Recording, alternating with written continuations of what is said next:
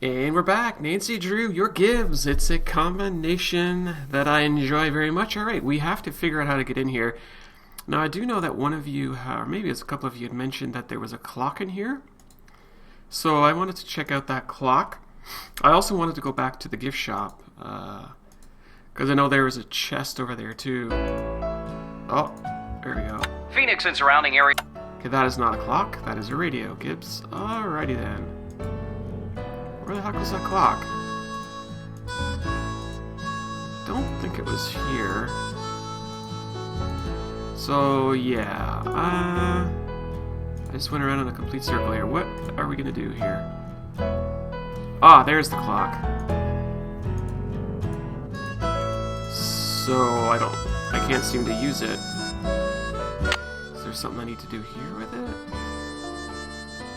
Do those three handles go in that other thing? It just occurred to me now. Well, we'll just try this. No, there's nothing I can do with this clock. But, do these handles go over here? They do! And I know that. I think I did this in the last episode, didn't I? So what does this mean? Okay. So we have these pegs here.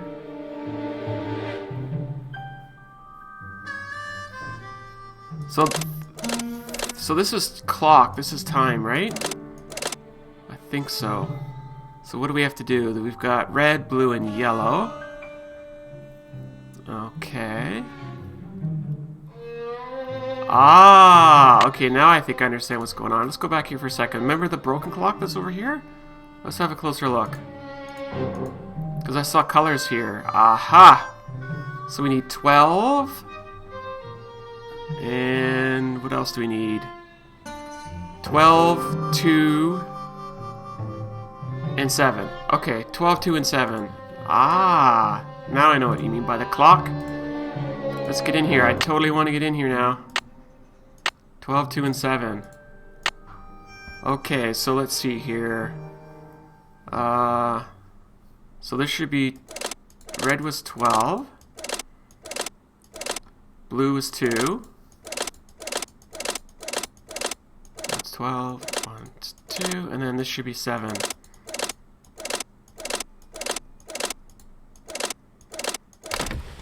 Excellent! Ooh, what do we have here? I'll take that. Thank you very much. Another clock thing. What the heck is this? Do I have to do the same thing? 12, 2, no. Maybe I just do brute force? 6, 10, 2, 6, 10, 4, 2, 6, 10, 4, 12, 6, 10, 4, 8. Alright, I now have this. And the sheriff with some lady on his lap. What did I even get? So I'm not even sure what that is. Alright, well that's good. I got that at least. I guess I put it back. This doesn't look like it was ever opened. Ooh, open it.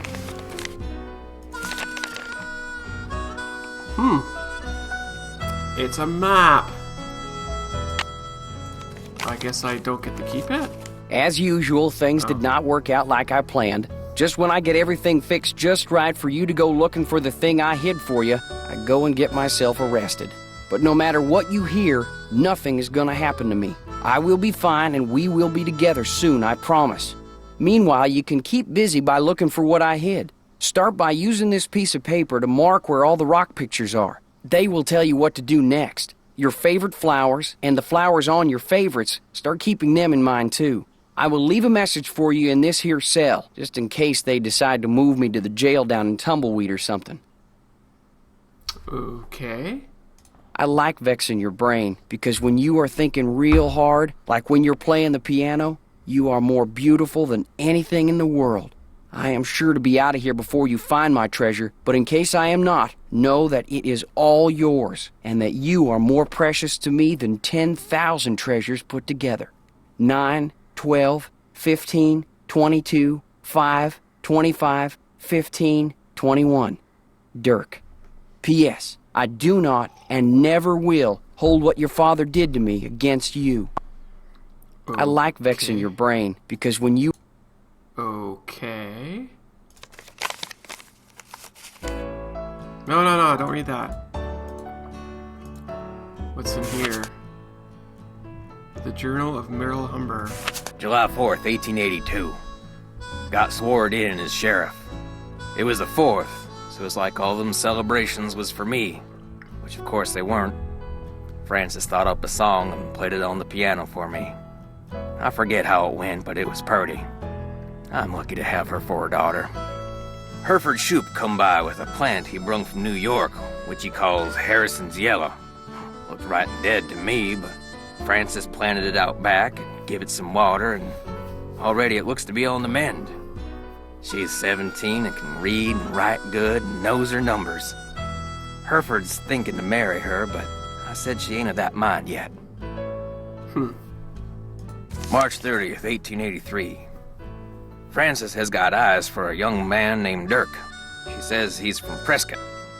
Cappy says when she plays the piano, this Dirk makes everyone be quiet so he can hear her good. I ain't never seen her smile like she smiles now. I told her to bring him to the ranch for dinner, but she says he won't come because he is too shy. I wonder if that is the truth. April 16th, 1883. Got a letter from the sheriff over in Phoenix about this Dirk Valentine, who is wanted for robbing 2 banks in a stagecoach. The picture with the letter looked just like Dirk, who Frances is sweet on. When I showed her the picture, she got tearful and run off. Now, Dirk is gone, and she won't say nothing about where he went. Okay. August 2nd, 1883. Dirk Valentine is robbing banks and coaches and trains all over the territory. Frances says he never ever shoots his gun and only steals from people that already got plenty of money. But that ain't true, because some of them trains he robbed was carrying money, meant to pay miners their hard-earned wages. He is nothing but a no-good, greedy outlaw, but Frances gets real mad when I say that. I fear she is still sweet on him, and that she sees him when she knows I am busy, and gets letters from him which she hides from me. September 13th, 1883. Dirk sent a secret letter to Frances, which Mason got hold of and give to me. I locked it up so she won't ever read it. Frances ain't allowed to see Dirk in jail, of course, and if she never sees his letter, maybe she will think he don't like her no more, and maybe she will stop liking him. Frances's ma would have knowed what to do better than me. I wish she was still alive. September 17th, 1883. They hung Dirk at noon. I thought I would be glad, but I ain't. September 18th, 1883. Frances took Brownie in my big saddlebag and is gone. She ain't told no one where she's going, not even Cappy. But I know she will forget Dirk, and when she does, she will come home because she's a smart gal and will figure out that I did what I'd done for her. I like how the second E in words with 2 E's are backwards. It's neat. January 4th, 1884.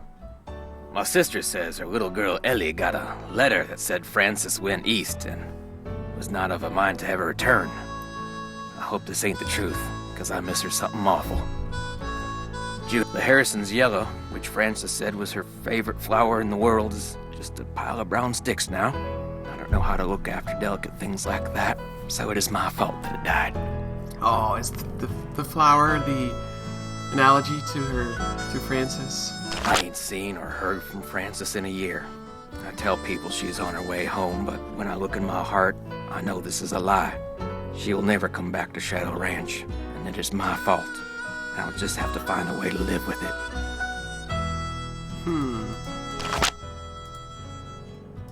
Alright.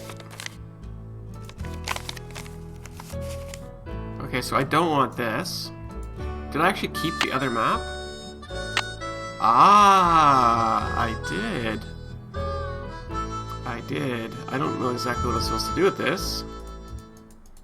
To be honest with y'all. Alright, well, I guess that'll do for now. Looks like we can make some phone calls, so let's maybe do that. We'll call Bess.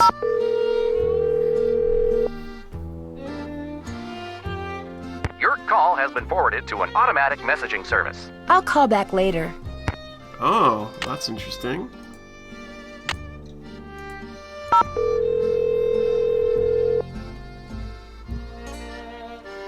Hardy residence. Hi, Joe. Hey, what's going on? I'd love to see what's inside this old trunk at Mary's, but I need a hint when it comes to opening it. Just do what you did to open that blanket chest. The trick is knowing how far and in what direction to turn each key. I'll bet that hearts and doves and initial stuff that's carved in the trunk is the real key. You've got a trunk that probably dates back to the Old West, and a carving that suggests romance. Sometimes the only way to book some answers is to call an expert. I could sure use a hint when it comes to using that piece of paper Dirk left for Francis to keep track of where the rock pictures are. Just look for petroglyphs, and when you see one, mark its position on the grid. Eventually, a message will appear, if you're careful. Okay. Catch you later. Stay safe. Watch out for varmints. Thanks, boys. Thought I wanted to do... Let's do the Raleighs. We haven't talked to them, have we? Not for ages. Hello? Hi, Mrs. Raleigh. It's Nancy again. Hi, Nancy. It's Nancy. I can hear, Bet. How is Mr. Raleigh doing? Let's get something straight right now. Even though we're Bess and George's aunt and uncle and not yours, I want you to call us Aunt Bet and Uncle Ed too. Got that? All right. Good. Now, what was the question? How is Uncle Ed doing? Well, he's running a slight fever, so the doctors are a little concerned. Oh, I'm fine. They're going to keep him here overnight, just to make sure he isn't developing some kind of infection. Oh, but enough about us. How are you doing? I delivered that envelope to Mary Yazzie like you asked. She seemed a little upset when she read that you'd turned her down. Oh, I'm sorry to disappoint her, but if we sell that property to her, it would send a signal to other would-be buyers that we're interested in selling the ranch off bit by bit, and we're not. What does she want the property for? I have no idea. The parcel she wants to buy is nowhere near her store, and there's nothing but rocks on it. Maybe someone else there at the ranch knows, but we sure don't. It has rocks on it, does it? It doesn't look like Bess and George are going to get here today. That's too bad. Why not? Their plane had to land in Omaha because of mechanical problems. They don't know when they'll be taking off.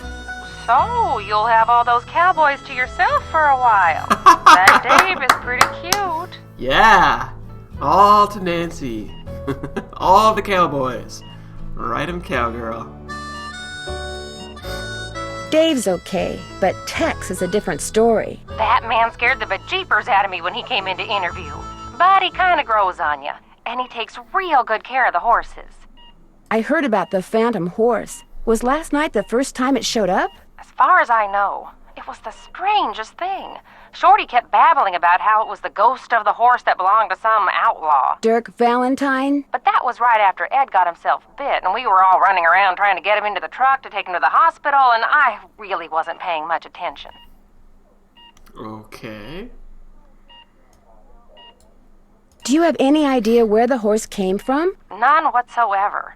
She wants to know where that phantom horse came from. I was hoping she could tell us. You're the detective, dear. If you want to snoop around and see what you can find out about that creature, by all means, please do. Why do you have a painting of Francis Humber? I just thought it would give the den some character, that's all. I found it in the tack room under a pile of junk. So the former owners left behind a lot of stuff? I swear, it's like no one who lived at Shadow Ranch ever bothered to take their things with them when they left. When we moved in, the place was literally full of junk. What did you do with it? I sold most of it to Mary Yazzie. She gets a lot of antique collectors in her store. Some things I kept, like Francis's favorite recipes. And that ridiculous blanket chest. You insisted on keeping that. Oh, yes, and I kept that triangular-shaped chest in the den. It used to belong to Merrill Humber. He was Francis's father. And I figured since I was keeping that picture of Francis, it was only fair that I keep something of his. What kind of logic is that? Oh, hush. I'll be in touch. Say goodbye to Nancy. Goodbye to Nancy. Oh, aren't they clever? Alright, let's back up here and we will do a little bit of a roundabout with all of our friends here. And we will kind of see what's going on over here and if he's got anything to Miss say. Nancy, How may I be of service? Well, I'd better get going. Pleasure talking to you. So he's got nothing for me. Go back outside. Go to the chicken coop. We'll see what he has to say. Hello, Nancy. Something I can do for you? Oh, it looks like we can say something to him. I found a letter that may have been written by Dirk Valentine to Francis Humber way back in the 1880s. What do you know about them? I know there's a painting of her over in the ranch house, and that's about it. Why? What'd the letter say? The letter made it sound like Dirk was sending Francis on some kind of treasure hunt. Well, if the guy did hide something, it's probably long gone by now. Somehow I doubt it. I'll let you get back to work. See you later. Bye. Where was that painting? I don't even remember it. I might have looked at it a few episodes ago. Where is it? Is it in here? Ah, here it is. See? Pocket watch. Okay. It's a recipe. Are we gonna get to do some cooking?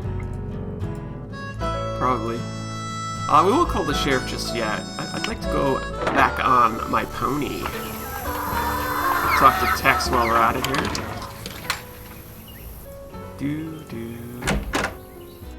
Hi there. Not that my family's any of your concern, but my sister did work for the Raleighs back in Phoenix. She got fired, she got mad, but she's over it. Okay? So it's just a coincidence that you ended up working for the Raleighs too? Of course not. Janie got me curious, so I checked them out and wound up hiring on. They're decent people.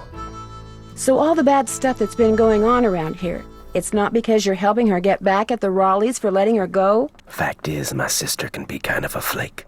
I'd have probably fired her too. Interesting. Do you know anything about the treasure that Dirk Valentine supposedly hid for his sweetheart? Nope. Somehow I knew you were going to say that. Talk to you later. No hurry.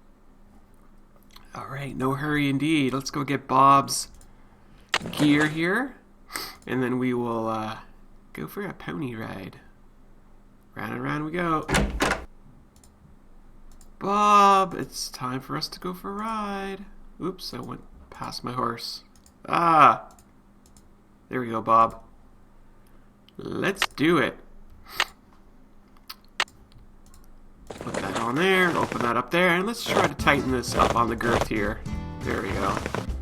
So Come on, Bob. Fall off. Come on, Bob. Well, let's go for a ride. So we'll go to Mary's Gifts. Sure, why not?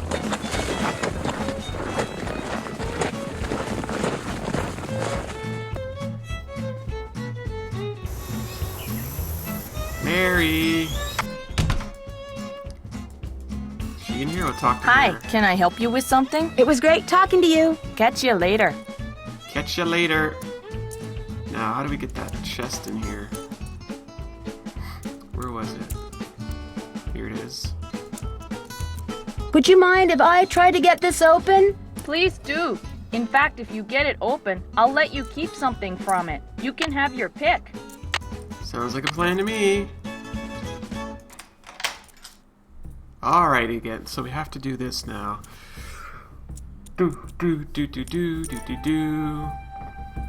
How does this work? 4 9 Round and around we go. I got the trunk open. Yeah. Great, thank you. Go ahead and take something from it. You Another deserve a watch. reward. Another watch. Sure. If I want something else from the trunk, I should put back what I took before. If I want something else from the trunk, I should put back what I took before. Okay. What did I take? I took a frying pan, right? If I want something else from the trunk, I should put back what I took before. I don't know what I took before. Oh, scissors. There we go.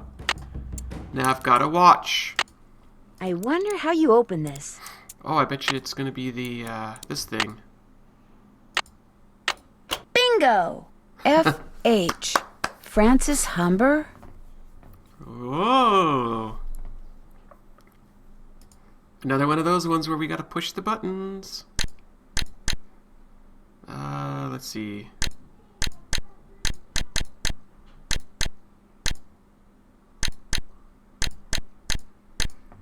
One 11, 111 5, 111 9, 111 3 5, 111 3 5.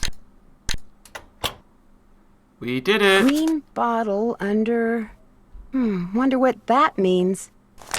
Yeah, what does that mean? Good question, but we're out of time, so we'll be back for more Nancy Drew very soon. We've been opening up a bunch of chests in this episode and finding out about a love story and a bank robber. Anyways, we'll be back for more Nancy Drew very soon.